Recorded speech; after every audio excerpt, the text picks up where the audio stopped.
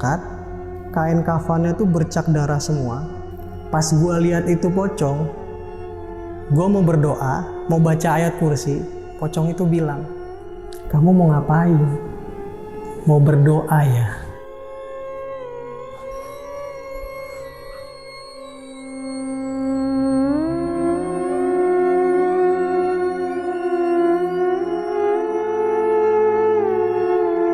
Pas gue tidur, katanya, gue buka mata, itu pocong tiduran di samping gue.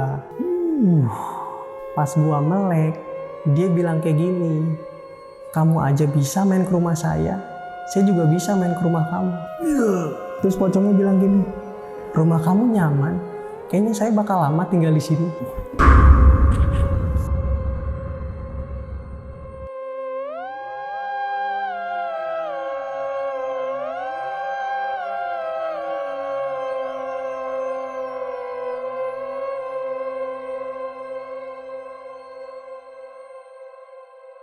Assalamualaikum warahmatullahi wabarakatuh. Salam sejahtera untuk kita semua. Kembali lagi di Lonceng Misteri, masih bersama gue Gilang Ahaditya. Dan malam ini gue kedatangan nih seseorang yang bakal menceritakan pengalaman horornya nih di Mes TNI berhantu. Di sebelah gue udah ada Mas Seno. Halo Mas. Iya bang. Thank you nih udah datang lagi ke Lonceng Misteri buat nyeritain kejadian horor yang ada di Mes TNI tersebut. Mungkin sebelumnya kita mau nginfoin nih sama sahabat lonceng kalau setelah video Mas Seno kemarin tayang tuh banyak tuh ya yang minta cerita versi ayahnya Mas Seno nih. Karena sebelum Mas Seno bekerja di situ, ayah bekerja di situ duluan ya kan? Iya.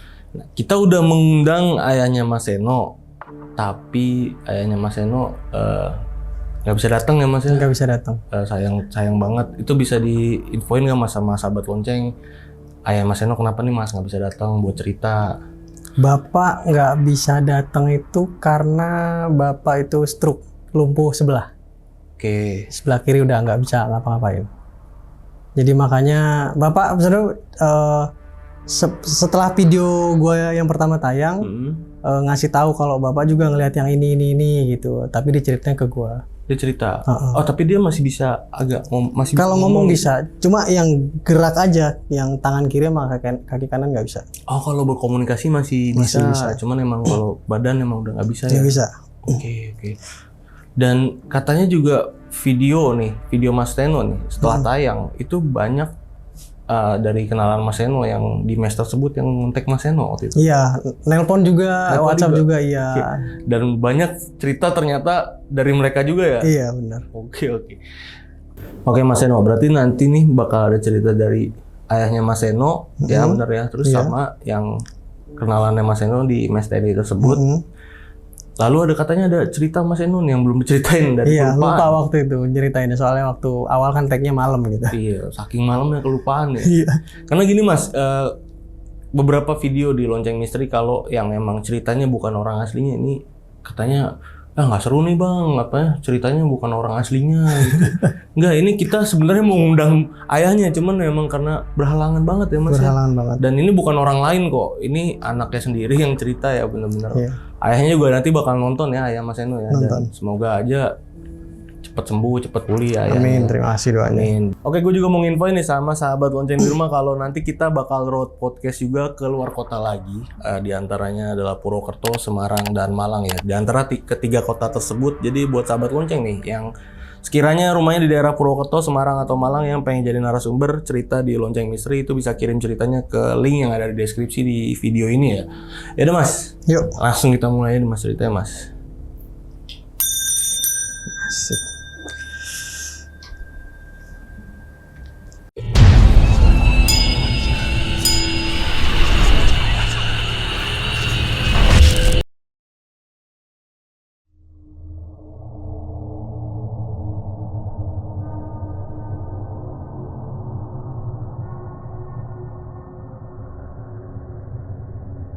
Oke Mas Seno, itu gimana Mas ceritanya Mas? Awal bapak itu, pertama mau ceritain bapak dulu ya. Iya. Bapak itu awal-awalnya jadi tentara itu lulus tahun 84. Tahun 84? Tahun 84. Setelah itu dinasti kapal. Setelah itu dinas di Surabaya, dinas di Aceh, dinas di Medan, di X-Team juga, sama terakhir di Jakarta. Di Jakarta itu Kolin Lamil, Armada 1, sama di Spotmar. Oke. Nah terakhir itu di Spotmar sebelum pensiun ditarik lah sama komandan ke mes ini. Oh, jadi penjaga mes ini orang-orang yang pengen pensiun. Iya. Seperti itu ya? Kebanyakan yang penjaga mes itu, yang kaur mes itu yang orang yang mau pensiun. Jadi pertama cerita itu Bapak itu kan di mes itu tahun 2020 akhir ya. Antara Oktober atau September gitu. Nah, jadi itu Bapak tuh kalau dinas di mes itu dia Senin sampai Jumat, pulang pergi Jonggol, Jakarta Utara. Lama-kelamaan mungkin capek. Jadi berangkat itu cuma Senin, Rabu, Jumat. Oke. Nah kejadiannya itu ini di hari Jumat. Jadi tuh Bapak setelah maghrib Bapak tuh lihat HP. Habis itu mungkin capek ketiduran. Nah setelah ketiduran itu Bapak kebangun, dengar ada yang suara manggil. Orang manggilnya PD, permisi kayak gitu. Jadi karena di mes itu mau militernya, mau PNS-nya, mau honorernya dipanggilnya PD, pengurus dalam. Nah pas Bapak lihat HP itu udah 10:30 malam. Akhirnya Bapak samperin lah ke arah suara itu. Pas buka pintu ada perwira muda, pakaiannya dinas lengkap PDH, bilang, PD-nya siapa? Siap, saya mau izin Pelda Cito gitu kan. Oh ini Pak, saya Letnan ini, dia nyebutin nama. Saya tuh mau di mes ini boleh nggak seminggu aja katanya. Saya mau sekolah di belakang kata dia gitu. Oh iya siap mau izin, tapi di lantai 2 ya gitu. Habis itu kata dia, oh ya nggak apa-apa. Sebentar saya ambil kunci dulu. Nah Bapak ngambil kunci. Jadi tuh pas Bapak ke lantai atas sama si perwira ini, jadi Bapak di depan, perwiranya di belakang. Jadi pas kan Bapak sambil ngobrol-ngobrol. Nah di situ tuh Bapak nyium bau parfumnya orang ini tuh, perwira ini tuh kayak beda banget gitu. Apa tuh? Pokoknya baunya asing di hidung Bapak. Oh, bokap ngomong gitu waktu itu? Nah terus pas jalan ke atas itu pun kayak berat banget langkahnya. Entah kenapa berat banget. Kayak lama gitu nyampe lantai 2-nya. Nah setelah nyampe di lantai 2, Bapak itu langsung dari tangga tuh ke kanan. Ngambil kamar di nomor 202. Setelah di depan pintu 202, Bapak ngelihat, mohon izin di sini aja di 202. Jadi perwira itu tuh ke arah sebelah kiri. Dari tangga itu dia ke arah kamar 206. Oke. Jadi kata Bapak, mohon izin di sini aja 202, AC-nya udah dingin, udah bersih. Kalau di situ mah masih kotor, gitu kata Bapak kan. Nah, posisinya dia itu tangannya tuh megang handle pintu. Iya. Udah megang handle pintu, langsung dia ngelihat Bapak. Setelah ngelihat Bapak itu dia bilang gini, Pak Jito, saya dari dulu tinggal di sini. Gitu. Setelah itu dia senyum, habis itu jalan nembus ke arah dalam kamar itu. Terus mungkin Bapak kaget ya. Bapak kaget. Loh, tapi Bapak kaget tuh karena kaget apa ya? Yang diajak ngobrol tadi tuh bukan orang kata dia. Loh, bukan orang ternyata kayak gitu. Sesantai itu ya? Sesantai itu. Jadi Bapak tuh dulu tuh waktu zaman mudanya sering lihat yang kayak gitu. Jadi yang nyerupain gitu, sering. Makanya Bapak cuma bilang, loh bukan orang ternyata. Nah setelah itu Bapak ke bawah, mungkin menghormati ya ngomong gini, mohon izin saya mau turun ke bawah, saya mau pulang ke rumah gitu. Setelah itu Bapak pulang. Cerita yang kedua ini sama, tapi di lantai 3. Hari Jumatnya sama, tapi di lantai 3. Jadi itu Bapak waktu itu diajak makan-makan sama komandannya. Satu kaur mes itu di area Jakarta Utara itu diajak makan-makan sama komandan. Jadi diajak makan-makannya itu jam 5 sore, selesainya itu jam 8. Mungkin Bapak lupa nyalain lampu mes ya, lantai 2 sama lantai 3. Jadi setelah diajak makan tuh, pulang ke mes lagi kan udah gelap mesnya tuh. Iya, udah balik ke mes ya. Udah gelap, jadi Bapak ke lantai 2 sama lantai 3 lah. Nyalain lampu. Pertama Bapak nyalain lampu di lantai 2. nggak ada apa-apa. Jadi waktu bapak mau nyalain lampu di lantai 3 tuh, jadi saklarnya tuh pas banget sama ujung koridor. Oke. Jadi kalau misalnya kita nyalain lampu tuh, kita ngelihat ke arah kamar mandi yang sebelah kiri itu, paling Ya. ujung lantai 3.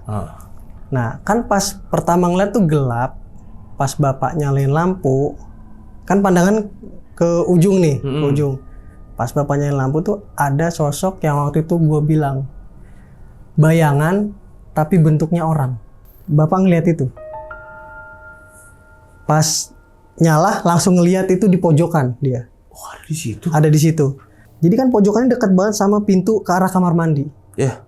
Nah, dia itu pas lampu nyala, dia langsung lari ke arah kamar mandi itu.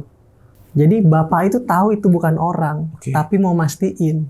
Takutnya maling, dikejar lah sama bapak. Bapak bilang, "Woi, siapa itu?" gitu. Pas dikejar, udah nyampe ujung kan pas buat pintu yang mau kamar mandi tuh. Nah itu bapak berhenti di situ, soalnya bapak ngelihat ada sesosok laki-laki pakai baju hitam, celana hitam, tapi yang bikin bapak mungkin takut lehernya tuh gini. Iya, lehernya gitu, panjang. Panjang? Iya.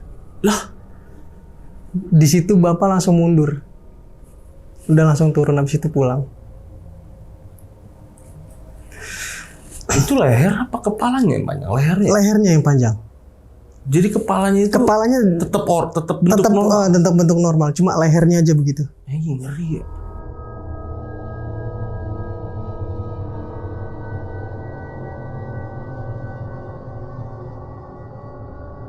Sama cerita selanjutnya ini mungkin sekitar jam 7:30 gitu ya kan. Bapak itu mau pulang tapi mandi dulu di mes. Di lantai 1, depan kamar banget tuh kamar mandi kan. Jadi pas bapak mandi itu mungkin lagi sampoan ya kan, lagi sabunan mukanya. Nah, pas bapak setelah bilas itu kan melek. Nah, bapak tuh kaget, di depan bapak itu ada kepala doang tapi terbalik. Lehernya di atas. Jadi ya ketemu. Jadi tatap-tatapan. Seketika di situ bapak refleks kayak model mau jauhin gitu kan. Sampai bapak tuh kepleset. Kepleset di kamar mandi. Jatuh ya? Jatuh. Tapi pas setelah bapak jatuh, itu kepala udah nggak ada. Jadi yang bapak lihat itu mungkin karena cuma sebentar ya, cuma kepala putih pucet gitu loh. Tapi terbalik, ya udah itu doang. Botak tapi nggak ada rambutnya, nggak ada apa botak. Botak. Iya. Mungkin refleks kayak model ngebuang gitu kan. Ya udah setelah itu jatuh. Bokap gimana tuh jatuh? Jatuh sininya bengkak nih. Memar waktu itu. Jadi sekarang cerita versi gue yang lupa gue ceritain. Ini cerita yang apa ya? Menurut gue hampir bikin gue kena mental. Karena capek gitu. Jadi karena waktu itu gue sering diganggu di mes, gue berinisiatif ngajak temen gue yang punya kemampuan khusus lah dalam hal yang kayak gitu, yang bisa ngelihat gitu. Nah, gue ngajak temen gue, "Bro, bisa nggak datang ke mes gue?" "Bisa, tapi ini ya sore ya. Soalnya kan siangnya kita juga mau ngumpul di mall gitu sama anak-anak cosplay gitu. Soalnya dulu gue reunian sama anak cosplay dulu." Nah, setelah ketemu di mall itu antara jam 4 atau setengah 5, langsung lah gue ngajak dia pulang ke mes.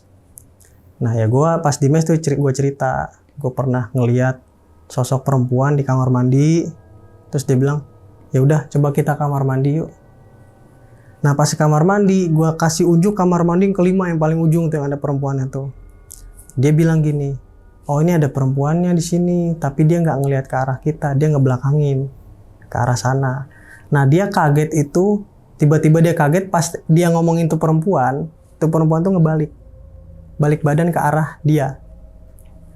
Langsung dia kaget, dia kagetnya apa? Dia bilang, "Astagfirullahaladzim, mukanya bolong," gitu. Jadi satu gini tuh sampai sini bolong, bener-bener bolong. Yang bikin dia ngeri adalah dari bolongan itu keluar nanah masuk lagi ke mulutnya dia. Nah di situ kan mungkin karena dia enak ya, dia bilang, "Anjir bau banget nih perempuan," kata dia gitu. Kecium ya? Sama dia kecium, kalau sama gua enggak. Kalau kata dia, "Anjir bau banget nih perempuan." Habis itu udah keluar lah.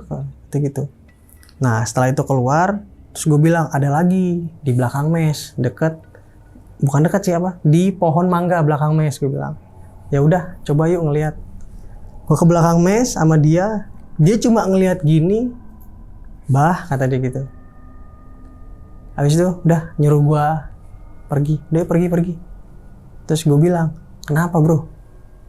Ini mbah nggak mau diceritain tentang dia. Ya udah setelah itu, emang kenapa? Udah pokoknya jangan diceritain kata dia gitu. Dia mbah ini minta jangan diceritain sama sekali. Setelah itu gue ajaklah dia ke lantai 2 yang gue pernah lihat sosok laki-laki itu. Gue ajak dia ke lantai 2, pas banget di lantai 2 itu kan langsung tangga ke atas. Anak tangga pertama dia bilang gini, ini dia anak tangga pertama yang ke lantai 3 ada perempuan, tapi dia sepanjang hari duduk terus di sini. Jadi mukanya nggak tahu gue kayak gimana, soalnya dia begini. Tapi dia tiap hari di sini terus, nggak kemana-mana kata dia gitu. Lu pernah ngeliat yang di sini belum, yang perempuan ini? Belum pernah. Pernahnya yang di kamar itu, yang laki-laki. Dia coba ke sono, ke kamar itu kan. Lihat di sini nggak ada apa-apa.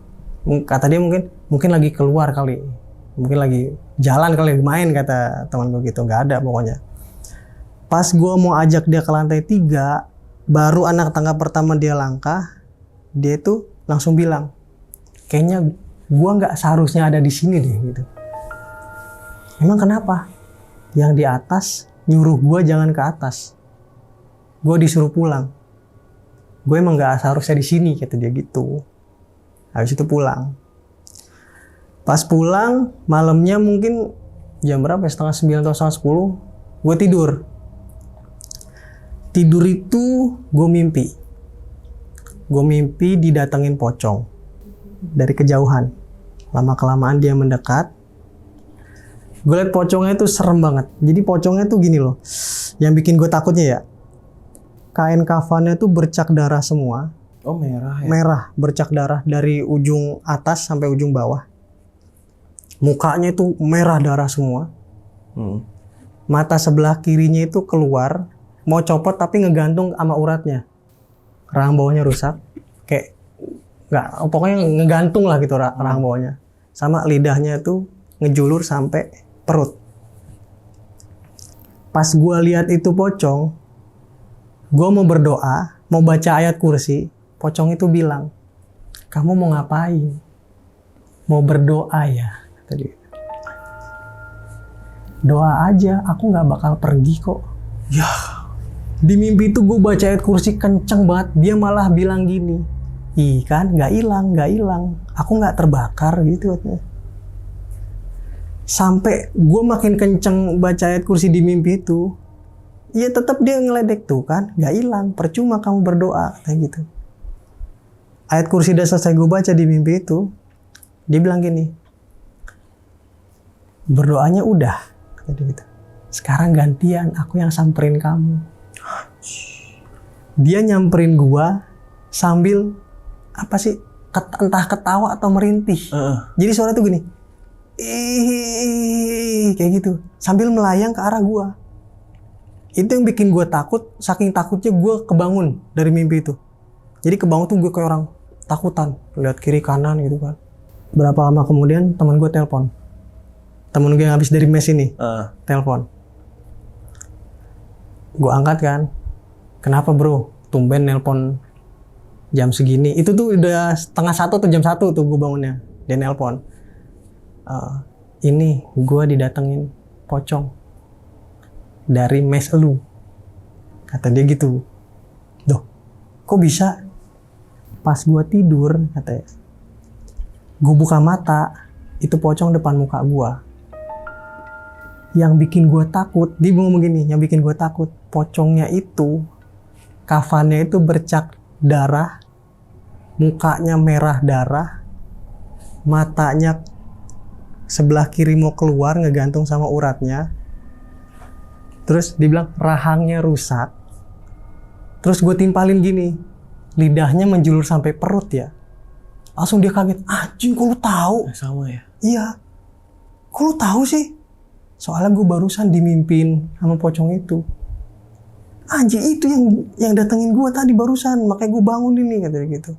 Emang dia bilang gimana? Emang tuh pocong kayak gimana? Nah, gue bilang gitu kan. Itu pocong tiduran di samping gue. Pas gue melek, dia bilang kayak gini, kamu aja bisa main ke rumah saya juga bisa main ke rumah kamu. Terus pocongnya bilang gini, rumah kamu nyaman, kayaknya saya bakal lama tinggal di sini. Jadi gue bilang yang hampir gue kena mental itu, gue 3 hari itu dimimpiin pocong itu terus. Jadi setiap gue tidur, misal udah lelap nih tidur, tiba-tiba tuh di mimpi tuh kayak pocong tuh depan muka gue kayak wow gitu, kayak ngagetin gue. Sampai gue bangun tuh kayak gelagapan gitu loh.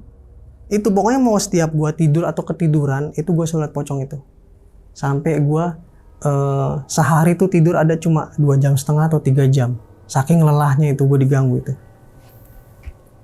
Oke, bedanya temen lu didatengin langsung? Ya. Bedanya itu temen gue setiap dia tidur, setiap buka mata, depan muka dia pocong itu. Tapi kalau lu di mimpi? Kalau gue di mimpi, kalau temen gue di nyata. Sampai 3 hari gue nggak bisa tidur. Ini mata gue udah kayak mata panda, udah hitam banget.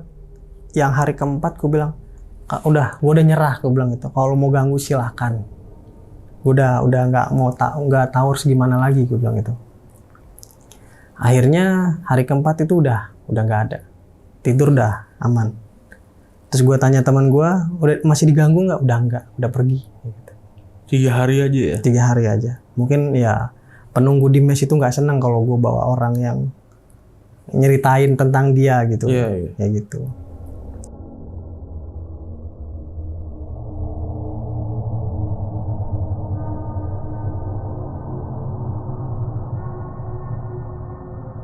Jadi kejadian selanjutnya ini tuh ceritanya supir sama ADC bintang 1. Jadi pas setelah video gue tayang itu, dia nonton. Habis itu dia nelpon gue. Mas Sen, kemarin saya nonton videonya sampean. Yang di mes. Saya juga pernah punya pengalaman di mes. Ya, habis itu dia cerita. Jadi dia cerita tuh, ini yang versi ADC-nya dulu ya. Jadi versi ADC itu, dia pertama kali masuk mes itu malam. Ngomong ke gua, Mas saya supirnya ini, udah ngomong ke komandannya sampean. Saya mau nempatin mes, di mana ya? Di lantai. Gue bilang, oh ya di lantai 2, soalnya komandan bilang ke gua, Sen nanti ada supir sama ADC-nya ini gitu, nanti kamu arahin ke lantai 2 aja. Ada Mas di lantai 2. Nah, habis itu gua tunjukin kamarnya kan, bareng sama dia. Tunjukin kamarnya ini Mas 202. Terus kata dia, oh Mas bantal sama gulingnya aku nggak ada gitu. Emang di mana bantal sama gulingnya? Gue bilang gini, oh iya Mas bantal sama gulingnya di lantai 3. Bentar saya ambilin bantal sama gulingnya, tapi kuncinya masih di bawah. Gue bilang gitu, saya mau ambil kunci dulu. Kata dia, gak usah Mas saya aja yang ngambil. Sampai antarin kuncinya aja ke sini katanya gitu. Habis itu gue ke bawah ngambil sarung bantal sama kunci lantai 3 tuh. Yang kamar paling pojok yang dari sebelah kanan tuh dari tangga. Itu tuh kamar kalau kosong dijadiin tempat ini apa? Penyimpanan barang-barang buat anggota mes yang udah nggak tinggal di situ lagi. Jadi masih disimpan gitu, siapa tuh diambil lagi gitu loh. Jadi disimpan di situ semua numpuk termasuk bantal sama guling. Jadi gua ke lantai 2 ngasih sarung bantal, sarung guling sama kunci itu. Kata dia, udah Mas sampean turun aja ke bawah, nanti saya balikin kuncinya gitu. Nah pas dia ke atas kamar itu, jadi dia ngambil bantal, ngambil 2 bantal. Nah pas dia mau ngambil guling, jadi tuh bantal itu sama guling itu naruhnya pisah. Jadi kan ada dua kasur. Nah satu kasur itu tumpuk bantal semua, satu kasur lagi tumpuk guling semua. Oke. Nah pas dia udah habis ngambil bantal, dia mau ngambil guling lah. Dia baru narik satu guling, di antara tumpukan guling itu, di tengah-tengahnya tuh ada pocong. Itu dia tadinya mau ngambil guling langsung dilempar. Dia ngambil bantal doang, udah keluar lagi. Pintunya nggak dia kunci, nggak dia tutup, dibuka gitu aja. Habis itu dia WhatsApp. Mas, ini saya nggak pintunya lupa saya kunci, lupa saya tutup, nanti sampai yang tutup ya, dia ngomong gitu. Karena gue tahu gue nggak berani kalau malam ke atas lantai 3. Jadi ya gue bilang, ya udah Mas, biarin aja, nanti besok pagi saya yang kunci pintunya gitu. Jadi dia ngeliat pocong di situ. Ini dia cerita di telepon berarti. Dia cerita di telepon. Baru banget diceritain berarti setelah video Mas Eno tayang. Iya. Sebelum masuk ke cerita lain nih Mas ya. Kenapa nih Mas kok naruh guling, naruh bantal dipisah begitu nggak? Biasanya kan kalau yang setahu gue ya kalau kamar-kamar kos, kamar-kamar mes kayak gitu, guling sama bantalnya itu udah di kamar itu gitu loh. Karena gini, nyuci sarung bantal sama sarung guling itu susah. Maksudnya banyak gitu loh. Kalau satu kamar kan bantal sama guling tuh bantalnya ada 4, guling ada 2. Jadi kalau misal kamar nggak kepake kan berdebu istilahnya. Oh iya bener. Jadi kalau kamarnya kan itu nggak terlalu full ya soalnya. Jadi kan lantai 2 itu kan khusus untuk transit aja yang mau tinggal. Kalau enggak ya udah kosong. Iya, 1 bulan pun nggak mungkin kalau nggak ada yang transit ya nggak ada yang tinggal di situ. Jadi itu alasannya ya biar nggak debu. Jadi disatuin di satu ruangan. Benar. Jadi makanya di kamar itu cuma disiapin spray aja gitu. Iya, biar nggak debu juga ya si bantal gulingnya. Jadi kalau misalnya ada yang mau masuk ya bantal mungkin tinggal disarungin di tempat gitu loh di waktu itu gitu. Seperti itu. Kirain ngapain nih kok di lantai 3 semua barangnya. Cerita selanjutnya itu cerita supirnya. Jadi tadi kan ADC-nya, ini supirnya. Jadi sorry, ADC tadi tuh ADC itu apa nih? ADC itu kayak ajudan. Oh, kayak ajudan. Ini supirnya nih. Ini supirnya iya. Jadi supirnya itu pulang malam dari rumah temennya, mungkin dari mana, malam pulangnya pokoknya. Malam itu pas banget dia pulang dari samping ngelewatin kamar mandi yang paling bawah. Pas banget ngelewatin kamar gue juga, kalau di pintu samping. Jadi pas dia masuk, si ADC ini keluar dari kamar mandi. Jadi papasan kan. Jadi pas dia bilang, loh kok ngapain di kamar mandi sini? Yo ngapain kek, kata dia gitu. Habis itu jalan lah bareng berdua ke atas ke kamar. Nah si supir ini kan di belakang, yang ADC ini depan. Jadi si ADC ini dari setelah di lantai 2 dia tuh ke arah kiri. Sedangkan kamarnya kan di arah kanan. Nah si supir ini nanya, jadi ngelihat lah bukan nanya. Nah pas dia ini si ADC ke arah kiri, sepatunya tuh copot. Nah, si supir ini ngomong, sepatumu loh cowok. Dia mau ngomong copot, itu belum selesai ngomong, dia baru sadar ternyata yang copot itu bukan cuma sepatunya, kakinya juga copot. Astagfirullahaladzim. Pas dibilang sepatumu loh cowok, dia ngeliat itu kakinya jadi semata kaki sama sepatu ketinggalan gitu. Jadi si ADC ini jalan biasa tapi kakinya nggak ada. Ini si ADC pas jalan ke arah kamar mandi, sepatunya kan masih ada, melayang sendiri, ikutan ke arah kamar mandi. Akhirnya dia ke kamar. Pas ke kamar, dia ngelihat, si supir nih ngelihat ke kamar ada ADC lagi tidur, sampai ditendang itu ADC-nya.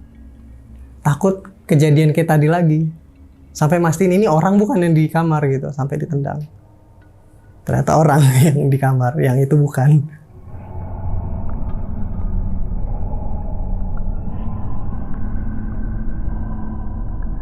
Ini cerita selanjutnya dari Mas A. Dia tuh orang Intel. Jadi waktu itu dia tinggal di mes itu gara-gara komandan nelpon gua. Dibilang, Sen, nanti ada orang Intel mungkin 1 bulan lah di mes. Tapi tidurnya di kamar kamu ya gitu. Kenapa tuh? Karena dia dari Bintara atau Tantama gitu. Jadi gua nggak tahu pangkat dia apa. Kenapa nggak di kamarnya kosong? Karena kan khusus perwira. Oke, oh iya benar, itu khusus perwira ya, yang mes lu itu ya. Jadi si Mas ini tuh pertama kali datang ya usianya di bawah gua, tapi gua manggil Mas gitu loh. Jadi setiap dia di mes itu, setiap gua tidur pagi gua bangun dia udah nggak ada, malam itu dia udah pulang. Jadi malam pasti gua tidur dia pulang gitu loh. Jadi gua nggak tahu kegiatan dia kayak gimana kalau di mes.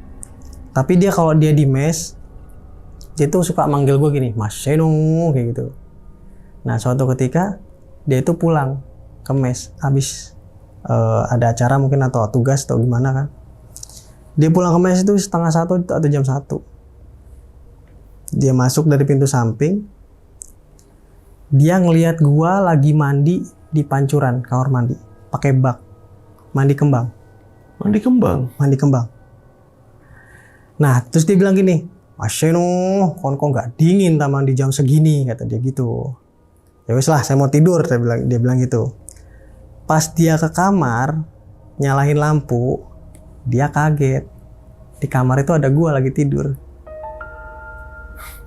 Dia kaget kan, loh kok ini Mas Seno? Yang di kamar mandi Mas Seno juga. Mungkin dia langsung keluar, karena mungkin suara air mandinya itu masih ada kan. Dia ke arah kamar mandi, pas di depan pintu kamar mandi itu, dia bilang gini ke yang mandi, kamu siapa? Nah yang mandi ini langsung bangun, langsung ngadep ke arah dia, bilang gini, saya juga nggak tahu saya siapa. Setelah itu, yang tadinya kaki dia napak di lantai begini, tiba-tiba langsung ngangkat, melayang ke arah kamar mandi yang nomor 5 sambil ketawa. Pas ketawanya itu ketawa perempuan, bukan suara gua lagi. Ini tuh terakhir cerita dia ini yang ngalamin sama gua juga. Bareng sama bertiga sama Mas Yoga yang waktu itu orang pasukan khusus kena penyakit liver tuh. Oh iya. Jadi waktu dia di mes tuh masih ada Mas Yoga. Jadi kita tuh kalau ngumpul di kamar tuh biasanya tuh kita kayak ritual gitu. Masa ritual tuh kayak kita beli jajan. Kita beli jajan, martabak keju, minumnya jus jeruk gitu, es jeruk. Jadi tuh udah malam gitu ya, jam 11:30-an. Kita beli martabak lah bertiga. Pulangnya udah nyampe kamar. Pas mau makan martabak itu, tiba-tiba pintu kamar gua ada yang ngetok. Permisi, PD gitu. Itu terus menerus ngomong kayak gitu terus. Sampai gue bangun, gue bilang, ya siap, gue bilang gitu kan. Pas gue buka pintu, suaranya nggak ada. Kayak keputus gitu, udah nggak ada. Terus gue liat depan pintu tuh nggak ada siapa-siapa. Suara ketokannya ada, suara orangnya ada. Pas gue buka pintu, hilang semua. Gila, itu hilang gitu aja? Iya, sih kayak misalnya, permisi, pas dibuka udah. Iya, permisi, pas dibuka, udah langsung nggak ada apa-apa ya? Nggak ada apa-apa. Jadi gua bertiga tuh saling tatap-tatapan gitu. Kayak nggak percaya, padahal kita bertiga gitu loh. Kayak nggak percaya. Terus kata si Mas A ini, mungkin dia pengen ikutan kali makan martabak gitu, kata dia gitu. Jadi kayak bener-bener kaset di pause ya? Kaset di pause udah hilang. Langsung hilang gitu. Orangnya nggak ada, saya sampai lihat kiri kanan, nggak ada siapa-siapa. Bertiga loh itu. Bertiga padahal. Setelah itu ini cerita waktu itu kan gue pernah bilang ada orang kapal yang bawa juru masak. Oh ya, yang minta kopi itu ya? Video pertama minta kopi ya? Jadi itu kan yang ngeliat penampakan itu kan yang paling tuanya nih si Ibu Lili. Iya. Ini yang di bawahnya. Jadi si ibu ini tuh kan si ibu-ibu ini tuh kalau masak itu dia masak dari pagi sampai siang pulang ke rumah, malam abis isya balik ke mes, tidurnya di mes, di kamar gua tidurnya. Gua ngungsi ke mes sebelah. Jadi si ibu ini tuh kebangun tengah malam, entah jam 12 atau jam 1. Dia mau BAB. Jadi tuh kamar mandi di lantai 1 depan kamar gua tuh, kamar mandi yang bisa dipakai buat BAB itu cuma kamar mandi nomor 3. Sisanya rusak. Jadi yang bisa dipakai mandi itu 1 sama 3, yang bisa dipakai buat BAB itu 3. Nah, si ibu ini tuh pengen BAB kamar mandi, dia udah nungguin di kamar mandi karena di kamar mandi itu ada orang. Dia nungguin kan, tiba-tiba pas pintu kamar mandi kebuka, dia kaget. Jadi yang di dalam buka pintu, ternyata si ibu ini ngelihat dia juga gitu. Jadi ya orang yang sama gitu loh. Nah si ibu ini kaget, mungkin kaget, tapi kagetnya dia bertanya-tanya, loh kalau yang ini di kamar mandi saya siapa?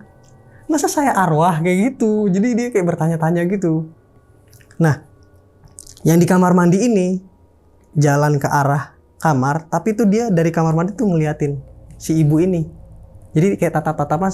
Jadi mau ke kamar pun tetap diliatin si ibu itu.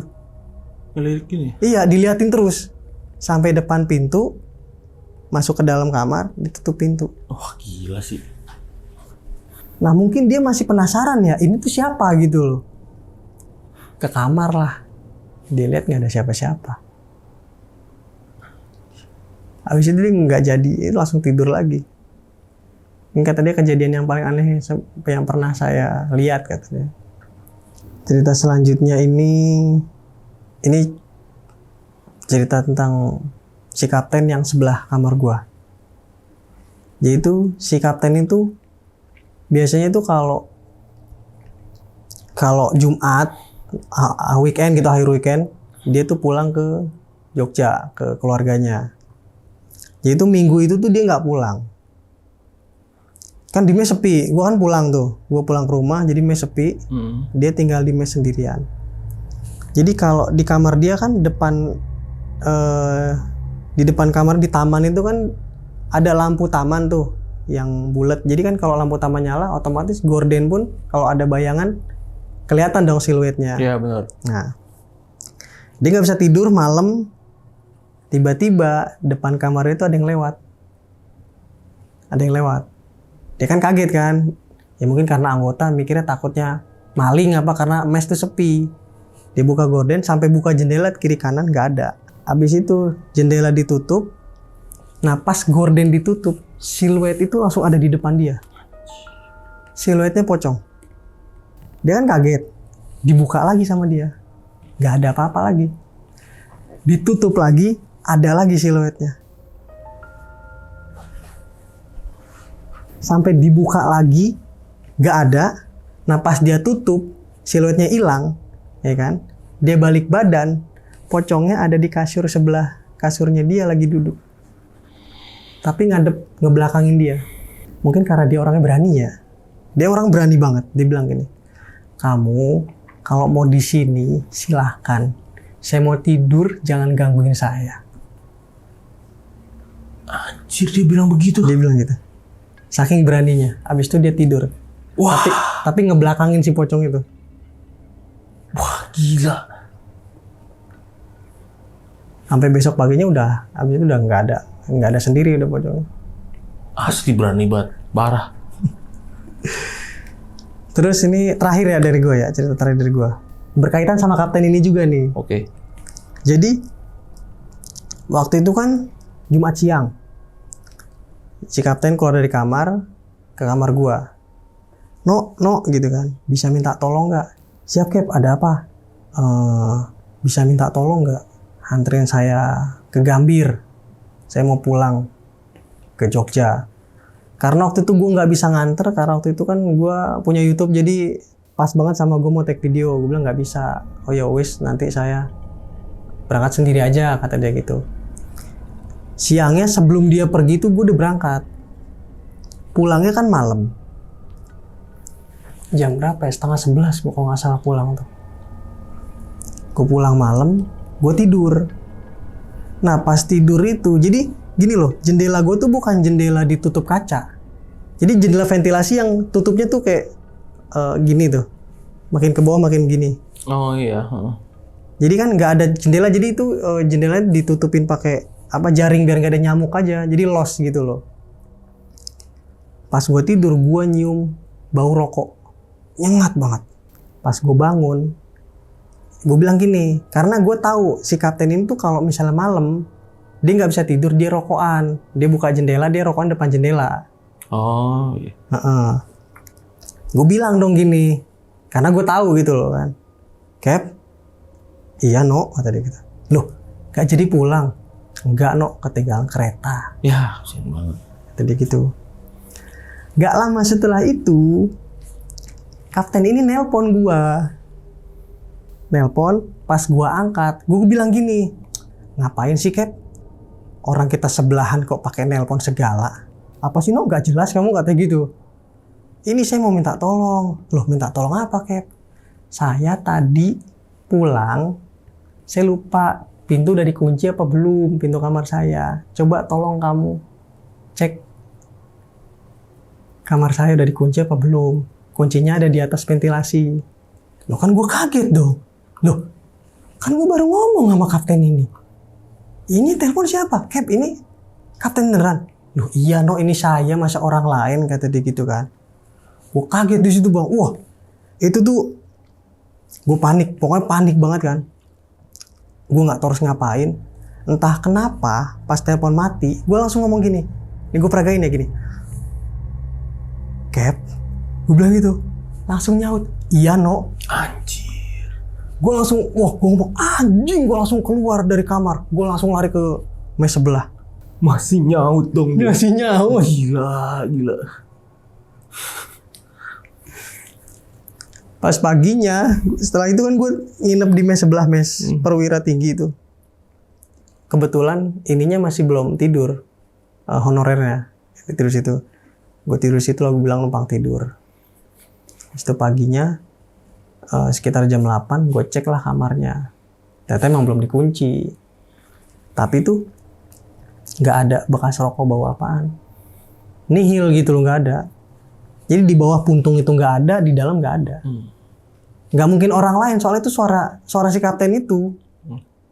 Nah di situ yang menurut gua ngeri, yang gua nggak lihat sosoknya tapi bikin gua takut.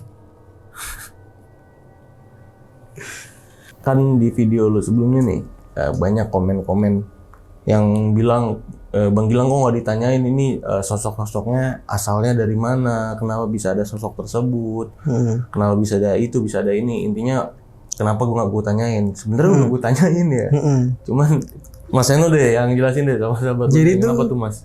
Sebenarnya tuh ada ceritanya yang kayak kakek-kakek di belakang, mes yang di pohon mangga. Cuma ini kan katanya. Jadi nggak valid dari orang yang ngelihat langsung gitu loh. Jadi gue nggak berani cerita karena takut bumerang juga buat gue. Kalau yang di lantai 2 itu, yang berseragam itu, ceritanya bapak itu tahu. Cuma kata bapak mending jangan diceritain soalnya sensitif.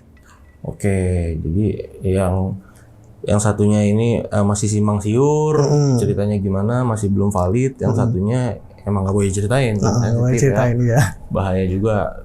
Ya karena itu ya berarti ya. Iya. Oke, jadi bukan yang nggak ditanyain. Oke, ini cerita yang kapten ini ya, terakhir yang tadi terakhir ya. Itu cerita yang lu lupa lu ceritain. Ini harusnya ada di mana nih? Maksudnya urutannya yang kalau di video yang pertama sesudah yang kejadian mana sama sebelum yang kejadian mana? Sesudah kejadian yang mes itu ditertipkan. Oke. Kan tuh sepi banget tuh. Jadi kan penghuni tuh tinggal 3, kapten 2, letkol 1. Oh, kapten salah satunya yang sebelah lu itu ya? Sebelah gua salah satunya. Gila sih dia berani banget ya anjir. Dia itu mungkin karena apa ya? Orang Katolik ya, orang Katolik kan nggak percaya sama gitu-gituan. Kata siapa? Biarpun dia udah ngeliat tapi dia nggak percaya kalau dia cerita ke gua tuh gitu. Saya mah biarpun saya ngeliat dia nggak percaya gitu-gituan, saya kayak gitu. Anjay. Tapi emang TNI kita nih patut kita acungi jempol ya. Karena kalau kata bapak tuh gini, kalau pendidikan dulu, kalau setan istilahnya pocong atau kuntilanak pasti dikejar. Jadi tuh setan kalau di pendidikan tuh aneh-aneh bentuknya aneh, wujudnya aneh, ngeri-ngeri. Ya makanya mau setan apa di pendidikan tuh kita nggak boleh takut. Ya di hutan kayak gitu kan ya. Apalagi kalau di hutan udah. Mau setannya apa juga nggak usah lari. Ya gue TNI Indonesia nih berani adu deh gue sama negara lain ayo. Lah negara lain cuman jago perang. Lah kita jago semuanya. Lawannya bukan cuman manusia, tapi makhluk halus. Dimana di situ mental sangat dilatih. Jadi berani adu gua TNI kita sama TNI luar. TNI luar mana kenal setan, mana kenal Mana hantu. tahu. Iya mana tahu. Berani adu gua, TNI kita the best banget anjir. Sambil ngeliat pocongnya aja masih bisa diajak ngobrol. Oke. Oke buat sahabat lonceng yang udah nonton video ini dari awal sampai habis, gimana pendapat kalian tulis di kolom komentar. Dan yang pengen jadi narasumber juga datang langsung nih ke studio Lonceng Misteri sama seperti Mas Eno ini. Caranya gampang banget, kalian bisa langsung mampir ke Instagram kita di @loncengmisteri, bisa langsung klik aja link yang ada di bio Instagram kita itu atau klik link yang ada di deskripsi di bawah video ini ya. Ya dah Mas Eno. Yang terakhir nih gue mau ngucapin thank you banget nih sama lu udah nyeritain lagi terima kasih pengalaman horor lu ini, dan thank you juga buat ayahnya ya, buat bapak ya di rumah ya. Semoga kita doain ayahnya Mas Eno cepat pulih ya dari sakitnya, cepat diangkat segala penyakitnya biar bisa normal lagi lah ya. Dan akhir kata gue Gilang Aditya izin pamit. Gue Seno izin pamit. Bye bye.